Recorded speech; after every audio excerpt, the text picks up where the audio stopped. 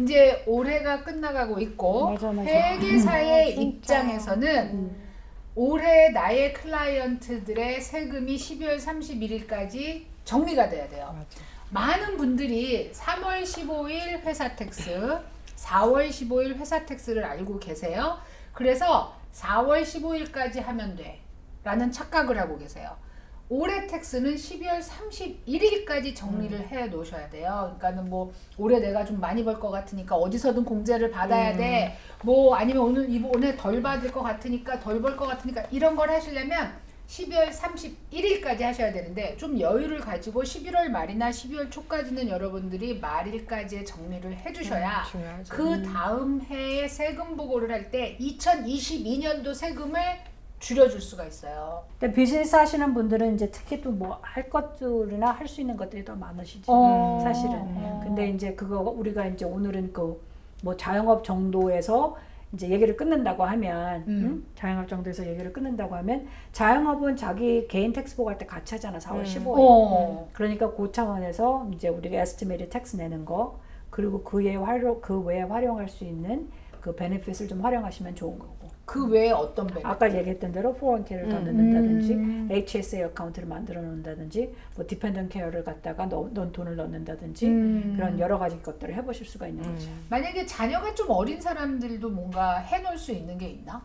자녀가 어린 사람들한테 딱히 그러니까 이제 우리가 자녀들한테 준다고 생각하면 보통 이제 college 플래닝을 많이 생각하잖아요. 5 to 9. 근데 그건 다 after tax 달러. 그럼. 그리고 우리가 저번에 얘기했던 대로 우리 저기 EE 반드 있잖아. government 반드도 해놓으면 좋고 그 이제 educational purpose로 돈을 쓰게 되면 이제 earning에 대해서 우리가 텍스를 안 내잖아. 버는 것에 대해서. 근데 이제 그것도 after tax 달러가 들어가는 거야. 그런데 이제 개인적으로 하는 그 스케줄 C로 넘어가는 자영업으로 들어가는 사람들은 아까 얘기했던 것처럼 이제 그 회사 비용이라든지 그거를 말하자면 여러분이 이제 요 생각은 좀 해보실 수 있어요. 회사 각 해마다 조금씩 다르잖아. 각 해마다 조금 다르니까 이번 해가 어떤 이제 비용이 많이 발생했으면 요번에 할 걸 다음으로 넘기기도 하고 다음에 할 걸 미리 페이하기도 하고 이렇게 되는 거예요. 몰기지 같은 경우에 집 몰기지 있잖아. 집 몰기지는 1월 15일까지 내야 되는 돈을 12월 달에 내면 그 인트레스가 포함이 돼. 아 무슨 말인지 되게 복잡하다. 이제 몰기지 페이먼을 내잖아. 그러면 내가 몰기지 페이먼 내면 거기 프린시플하고 원금하고 이자가 붙잖아. 그치. 이자가 붙는데 그걸 12월 달에 내는 거야. 그러면 거기서 1098을 이슈하잖아. 거기에 포함이 돼. 인트레스트가 데일리 뭐 한 거가. 그러니까 뭐 많지는 않겠지만 조금 도움이 될 수 있다는 거지. 몇백 불? 그럴 수 있겠지. 뱅크에서는 어쨌든 받은 것대로 다 계산이 계산이 돼서 다 나오니까. 나가니까. 자영업이라고 얘기하는데 1099을 받으시면서 자영업 하시는 분이 굉장히 많아. 많지. 그러니까 예를 들어서 페인트 잡을 한다고 우리 교포끼리는 얘기를 합니다. 그러면 부부가 페인트 잡을 합니다 하면 이분들이 어떤 회사에 소속이 돼 있어. 그래서 아파트를 합니다 라고 하면 어떤 이제 큰 뭐 몇백 채, 몇천 채가 되는 아파트 컴플렉스에서 누가 이사를 나가면 오늘 몇 호실 이사 나갑니다. 그러면 가서 그 페인트 다시 하고 이렇게 하시는데 이분들은 컨트랙터로 페이를 1099으로 받으시는 분들이야. 서브 컨트랙터. 근데 그런 분들이 우리 사실 교포 중에 굉장히 많으시지. W2보다. W2는 사실 우리 그 다음 세대가 많다고 생각을 하고 그러면 이렇게 1099 받으시는 분들이 이엔드 우리가 이제 마지막 그 해가 될 때 그 날짜가 될 때까지 뭔가 좀 정리를 해놔야 텍스를 많이 줄일 수 있을 것 같단 말이야. 그래서 나한테 물어보시는 분들도 가끔 있으신데 나는 다른 건 모르겠고 영수증을 모으세요. 뭐 이제 이런 얘기를 해. 영수증을 모으시고 그리고 마일리지를 좀 많이 계산하세요. 그러거든. 그래서 회계사가 좀 도와줬으면 좋겠어. 우리 조이스 구가 1099을 하시는 수많은 우리 그 이제 교포 자영업자들이 컨트랙터로 하시는 분. 컨트랙터로 하시는 분들이 어떻게 세금을 줄일 수가 있는지 사실 오늘도 그런 질문을 받았거든.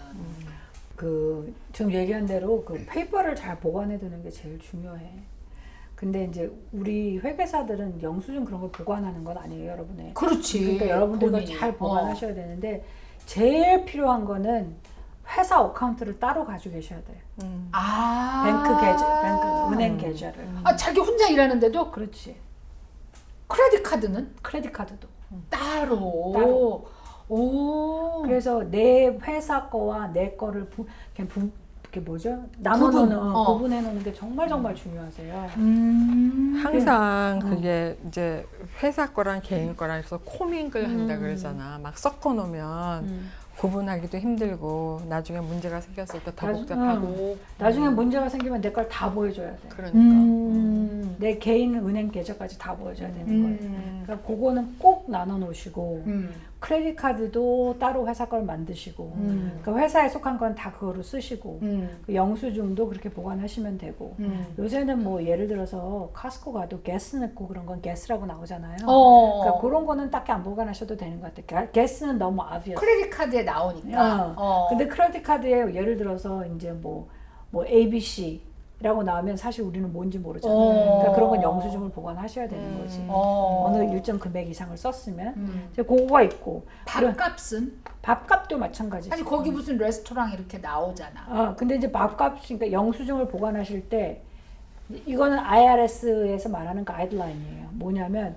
비즈니스 익스펜스로 그거가 보고가 되려고 하면 그 음식을 누구와 언제 왜 이걸 써야 되는 거야. 영수증 뒤에 써놓으면 되잖아. 그렇게 써놓으시면 되지. 근데 나 혼자 나가서 점심 사 먹은 거는 안 되는 거예요.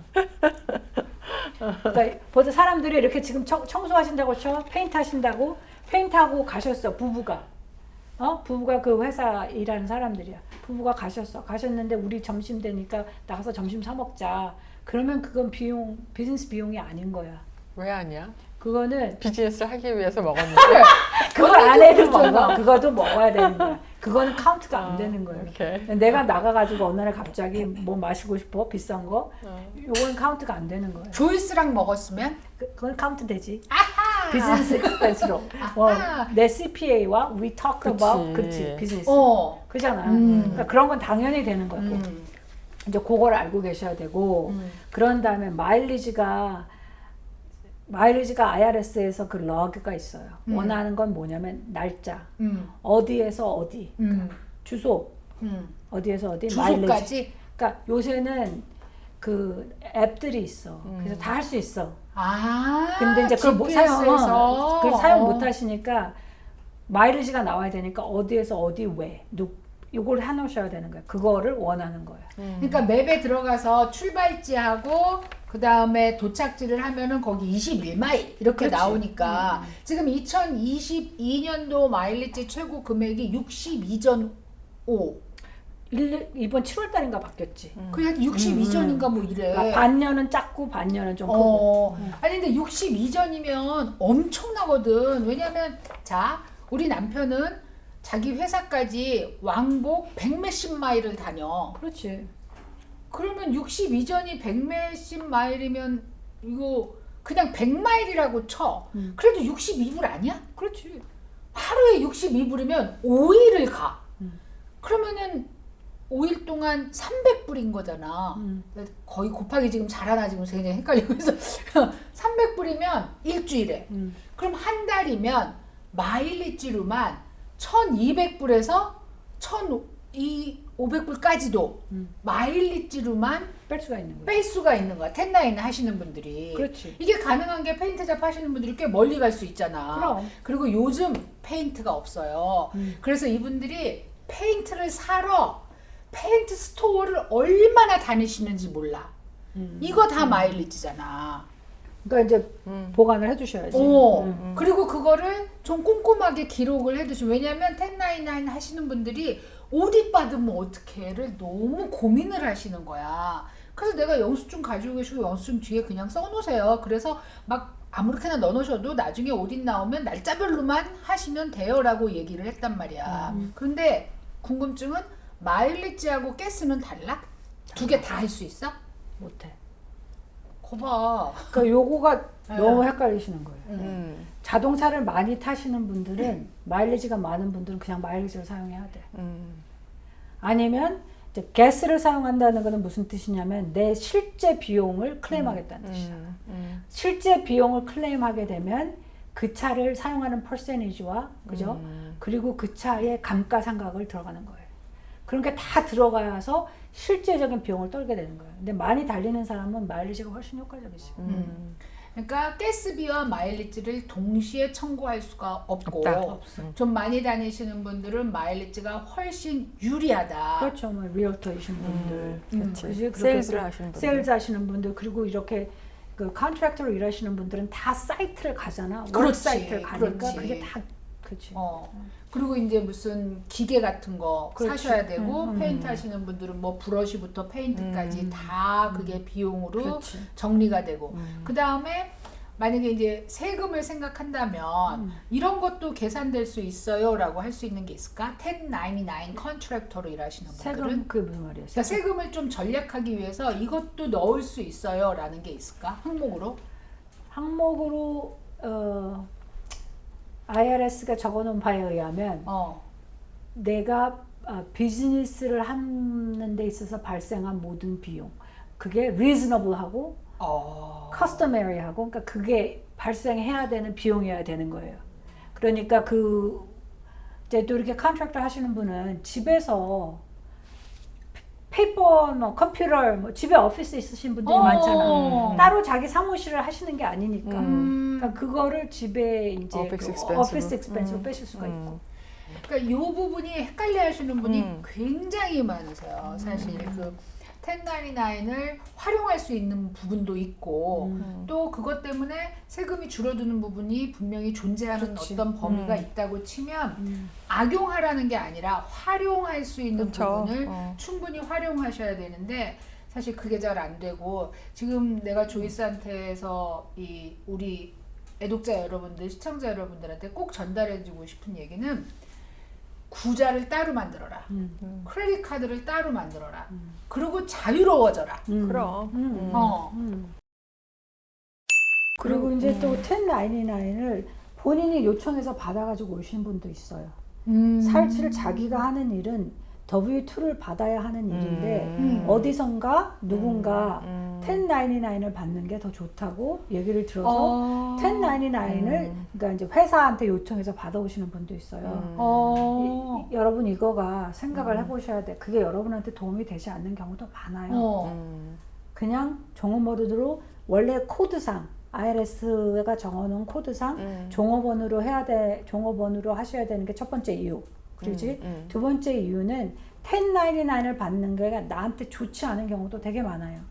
그 잡이 뭔가에 따라 내 어떤 비용이 발생하느냐에 따라 사실 그거 저 되게 많이 보거든요. 근데 그럴 때 좀 되게 안타까운 것 같아요. 비용 발생이 안 되는 일을 하면서 1099을 받아오시면 안 되고 그 1099 첫 번째 질문이 아마 출퇴근이 자유로운 거 그러시니까 이걸 거야. 근데 잘 모르시니까 이제 그런 걸 보고 이제 하시지 않으니까 이제 이렇게 누가 레커멘드를 했다 해서 1099을 받아 오셨는데 사실은 뭐가 비용이 발생하지 않고 이제 그런 잡이 아니고 이제 그럴 수 있어요. 그러니까 그런 면에서는 근데 우리가 그런 분들이 당할 수 있는 불이익이 뭔가를 생각했을 때 제일 처음에 파이카 텍스를 다 인플로이어 까지 다 내는 거지. 그러니까 다른 사람은 반만 내도 되는데 W2를 받는다면 7.65인가 그것만 내도 되는데 그러니까 자기가 인플로이어가 되어가지고 마치 하는 것처럼 다 내야 그치. 되니까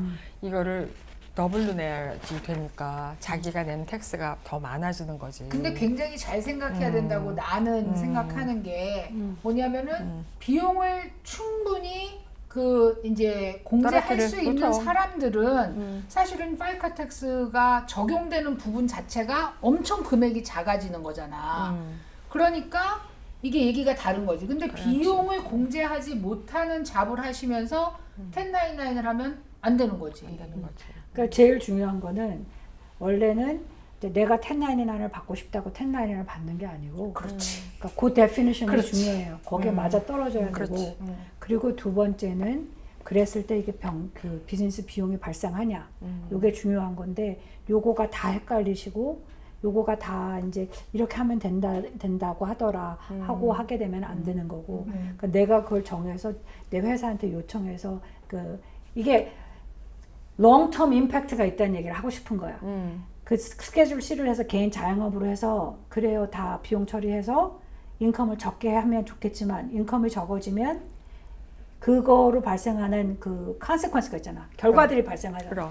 그게 뭐냐면 소셜시큐리티 베네핏에 대한 결과가 발생하고 그게 뭐냐면 오바마 케어에 대한 그게 발생하고 그 결과가 또 뭐냐면 내가 은퇴를 준비할 수 있는 opportunity가 없어진다는 거야. 그러니까 요거만 딱 여러분 1년만 살 거 아니니까 우리가. 그러니까 줄줄이 생각을 해보셔야 되는 거예요. 줄줄이 생각해 보셔서 내가 필요하고 내가 나한테 정말 중요한 걸 하셔야 되는 거예요. 오늘 해의 텍스를 이만큼 줄이는 거가 제일 중요한 게 아니고 롱텀으로 봤을 때 나한테 뭐가 제일 베네피셜한가 나한테 제일 도움이 될 건가를 생각해 보시는 차원에서는 이제 누가 얘기하니까 1099 받을래 이렇게 하시는 건 아니라는 거지. 나 이제 실제적인 경험을 한 건데 어떤 직원이 W2를 하다가 저 1099으로 해주세요. 이제 뭐 하여튼 그래서 그 직원의 상황이 그래서 1099 해줬는데 또 몇 달 뒤에 와서 다시 W2 해주세요. 이거 가능합니까 회계사님? 아니요. 한 회사에서? 어떻게 생각하십니까? 가능해. 어떤 때 가능하겠어요? 예를 들어서 내가 제 종업원한테 W2와 1099을 동시에 이슈할 수 있어요. 어떤 경우? 그 일이 그렇게 완전히 분리가 되면. 예를 들어서 이런 거죠. 보험회사 직원이 있는데 그렇지. 여기 가능하지. W2를 해서 월급을 줘요. 근데 이 직원이 자기가 스스로 어떤 세일즈를 해. 그러면 1099으로 발행할 수 있죠. 그거는. 그렇죠. 그러니까 그거는 가능해요. 근데 똑같은 일을 하면서 왔다 갔다 하면 안 되지. 그리고 특히 종업원보다도 비즈니스를 하시는 여러분들이 확실히 알고 있어야 돼요. 왜냐하면 이슈가 되면 이게 누가 이슈가 되겠어요? 인플로이어. 예. 그게 종업원은. 하란 대로 했어요. 그럼. 진짜 종업원은. 인플로이어가 조심하셔야 되는 거예요. 이것도 사실은 플래닝의 일부잖아요. 이건 엄청 중요한 그러니까 플래닝이지. 본인이 이제 비즈니스가 어느 정도 규모가 되고 정말 텍스를 줄일 수 있는 그런 이게 굉장히 시리어스하다고 생각이 되시면 만나야죠. 그럼요. 만나서 자기의 케이스를 가지고 그래, 해야지. 해야지. 이거는 그냥 일반적으로 이렇게 하는 거지. 그렇지. 전체가 다 해당될 수는 없는 일이니까. 계산도 엄청 해야 되고 사실. 우리가 보시는 분들이 연세가 좀 있으신 분들이 있을 것 같아서 그 IRA에서 돈을 찾는 거 특히 72세가 되신 분들은 혹시 그런 뭐 IRA 어카운트 이런 거 있으면은 다 연락을 다 받으셨겠지만 혹시 그런 게 있으면은 확인은 해보실 필요 있을 것 같아요. 그러니까 RMD가 발생했는지 찾아야 되는지 이제 보통 이제 저번에 얘기한 대로 다 연락이 오지만 어카운트를 갖고 있는데 모르시고 계신 분들도 있으니까 확인을 해보시고 이제 찾아야 되는 거는 찾으시고 이제 그건 하시면 좋을 것 같아요. 자, 이제 텍스를 준비하는 거를 간단하게 했다고 봐요. 간단하게 했습니다. 난 사실은 이거보다 훨씬 길어질 줄 알았다 깜짝 놀랐네. 간단하게. 더 복잡한 일은 각자의 회계사와 회사분. 의논을 하셔야 된다고 지금 얘기했어요. 저희가 넘버를 정확하게 내드릴 수가 없다고도 말씀을 드렸고요. 어쨌든 세금 신고가 12월 31일까지 정리가 되셔야 되고 이제 IRA처럼 뭐 이제 내년에 해도 되고 그렇지. 이런 몇 가지를 빼고는 2022년 12월 31일까지로 딱 끊어집니다. 내년 세금 신고에 대비해서 조금 신경을 써서 내년 세금을 좀 줄이는 방향으로 하면 좋겠습니다. 자, 오늘도 엄청난 수고를 하셨습니다. 수고하셨어요. 감사합니다. 땡땡땡땡땡. 감사합니다.